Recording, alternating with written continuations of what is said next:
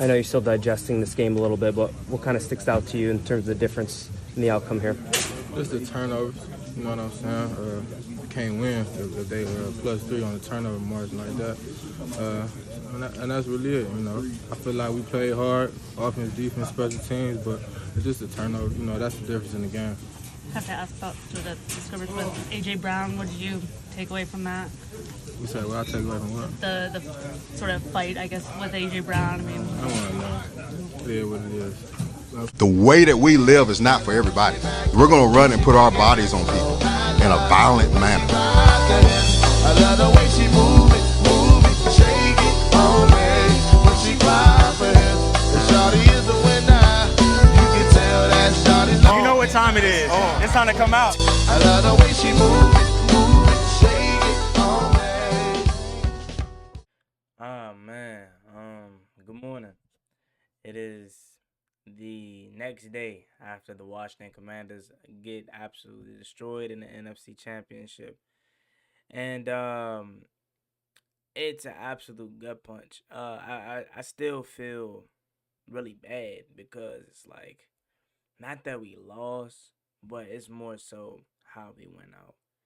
And all I could do was listen to content creators last night or listen to JP Finley podcast. Like, that's all I was listening to. Post-game interviews. Like, that's all I wanted to hear for some reason. And I really couldn't get it off my mind. Like, woke up, that's the first thing on my mind, bro. And I'm just like, God damn, bro. Like, damn. But in today's video, we're going to look at Marshon Lattimore, who essentially blamed the loss on the 3 turnovers, and how it has a lot of mixed reactions from the fan base, because some people are kind of iffy about his comments that were made. A lot of people feel as though he didn't take no accountability, and a lot of people are now turning on Marshon Lattimore.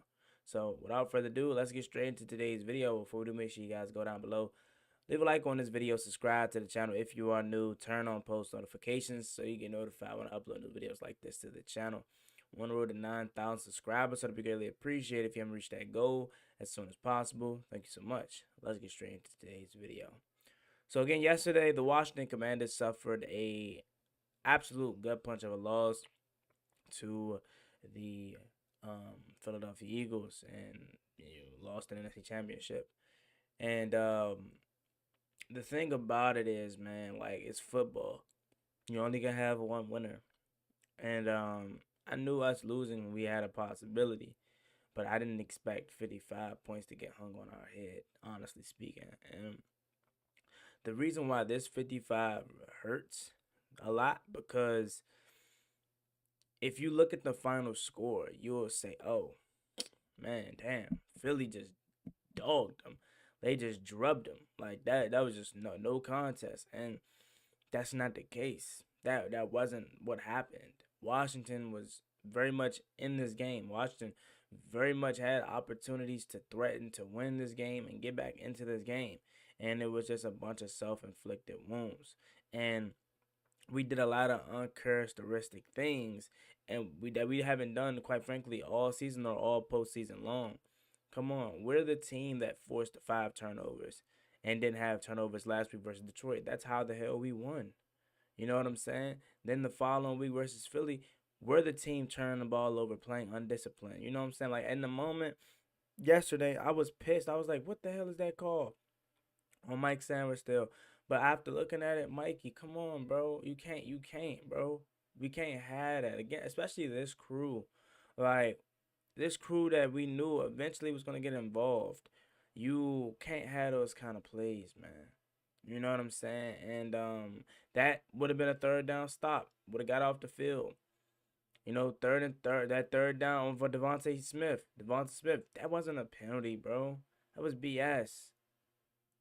You know what I'm saying? The only play that I legitimately feel like Jalen Hurts made that was just like, oh my God, what a ball, was that 4th and 5 to A.J. Brown against Marshon Lattimore. Now to Marshon Lattimore. I made a video after the Bucs game in which it was titled, Mike Evans exposed Marshon Lattimore. And for me, although that was the title in the video, I kept it real. However, I still was supportive of Marshon Lattimore. And a lot of y'all gave me the business in the comment section. Rightfully so. That's a place for you to say what you want.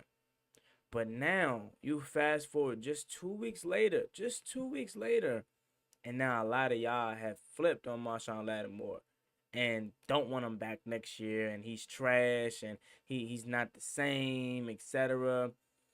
I'm like, so what's up? When I made a video 2 weeks ago, y'all was, you know what I'm saying, going in on my case. Now, y'all woke up and see that he may not be good? Huh? So, the thing that really disappointed me the most about Marshon Lattimore is just he feels like it's still 2016. You know what I'm saying? In the sense of, oh, I can get in somebody's face, get in their head, and mess up with them, mess with them, and try to get them off their game. Which, in this day and age, bro, you don't really see too much of that, bro. People just play ball, regardless of if that happens or not, and they still, have their fair share of plays. And he's giving me very, very Josh Norman vibes, may I say so myself. Like, he's giving me very much J-No vibes, where J-No will talk you to death. You know what I'm saying? Try to say that he's still the big dog and he shut you down and all this and talk all the trash. You know what I'm saying? And carry himself like he's still one of them guys. And in all actuality, he goes out there and gets cooked. He gives me very much Josh Norman vibes. And after yesterday, it was no defending him, man. It was really no defending him. A lot of people around me been calling out Lattimore, been saying, man, I don't know about this Lattimore trade, man. I really don't know about it. And I kept just trying to wait. I kept just trying to wait for him to have that right signature moment that he never had with Washington this season. And after looking at the contract details, man, I don't think he comes back next season. He may not be cooked 100%. Like, he may actually just be a bad fit in Joe Witt Jr.'s defense, but you can't take that risk next season, right? So after this season ended, you can cut him or remove him from him, and you won't have to pay him nothing. You'll be fine, and you can move on, wash your hands with him. It was just a failed experiment. The only thing that you lost was a third-round pick, which in hindsight probably sucks, because I'm sure that Adam Peters could have worked some type of magic to get something with that third-round pick. But that's the kind of risk you take. So not only did he miss basically 6 weeks after you traded him, he didn't make his debut until, what was it? Was it the Saints? I want to say. He didn't make his debut to the Saints, and that was like a month after you traded for him, because he missed our bye week. That was after our bye week. And then he re-aggravated after the Philly game. So then he didn't play again until the postseason. So not only did you trade for a guy that was banged up, but you traded for a guy that looks like Benjamin St. Juice. Like, you can't tell me nothing different. That deep ball down the sideline, you can't tell me that didn't look very Benjamin St. Juice-esque right there. At that point, I'd rather have him out there. You know what I'm saying? And to go into his post-game interview and really much say that about, the team, and pretty much blame the turnovers on, the reason why we lost, which in hindsight, it is. Like, I'm not going to sit up here and act like he's wrong for what he said, but I think what a lot of fans are having the issue with is, it's like, where's the accountability? You know what I'm saying? Where is it? Where is you holding yourself accountable? Where is it where you're holding your defense accountable, saying, hey, look, yeah, we had 3 turnovers offensively, but defensively, man, we could have done so much better. We could have had some plays in which we could have got out the field. Starting personally with myself, that 4th down play couldn't have happened. I had to make that play, and I just simply didn't. That's on me. I got to be better. On 3rd downs, we had opportunities to get out the field, and we just simply couldn't do it. You know what I'm saying? Overall, yesterday defense let me down, man. Bobby Wagner, he said, in his post-game press conference that he he talked to the refs. He kept trying to get the refs to fix the alignment on the Eagles tush push or whatever because they weren't set up correctly, and the refs wouldn't help him out, would ignore him, and that's not no shocker, bro, because we seen how this game played out. The refs had a huge hand in this, and that's what I was saying, bro, about Frankie Louvu. A lot of people was just like saying, "What is Frankie Louvu doing?" I'm like, bro, Frankie Louvu is the only one on this defense that showed up yesterday, that showed out to play. And he's jumping over the pile, but why? How about the Eagles just snap the goddamn ball? They're at the half-yard line. Why do they keep trying to be funny and hard count and you know, try to force us to jump off sides, bro? You're weird. Just hike the ball. You can't move it no further. You know what I'm saying? And I'm not a person to cry about the tush push because we did stop it in this game, but come on, bro. Like you can't threaten us with a oh, if you do it again, we're just gonna give them a touchdown. Which again, I've never heard that in my lifetime. I've never heard a ref just say, "I'm gonna give them a touchdown if you do it again." How about you assess both sides of the ball, see where we went wrong on both sides? Okay, Frankie Louvu's jumping off sides trying to stop the play, but okay, what is the Eagles doing to make him do that? They keep fake hiking it. You know what I'm saying? They keep trying to do silent counts, hard counts. But you're at the half-yard line, so you're not going to move the ball no further. You know what I'm saying? And it was just clear as day that was the case, and they just was on their line, bro. The whole game, bro.